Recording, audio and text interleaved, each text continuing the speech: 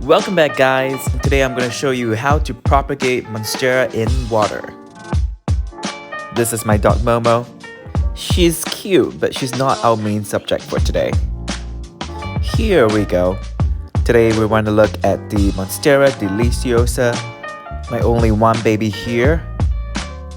I just love big plants with big leaves. This plant is great for indoors. It is so easy to take care of, as long as you give it plenty of water and put it somewhere where it gets plenty of indirect sunlight. Just like this, next to a window.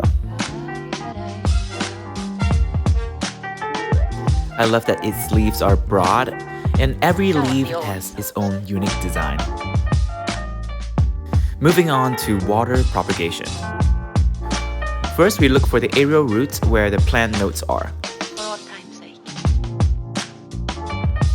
Next, when you're ready to make the cut, you use a sharp knife or scissors to carefully cut just about an inch below the node.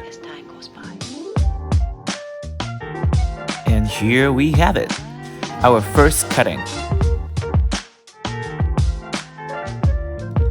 That is a clean cut with minimal damage to the plant.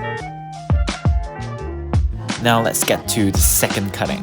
I chose this one because looking at the size of the aerial root, we know that this part of the plant is mature enough to be planted somewhere else.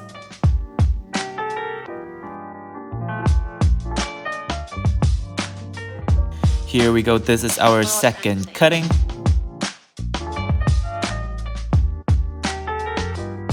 Now you don't want to leave your cutting out for too long, so put them in water as soon as possible.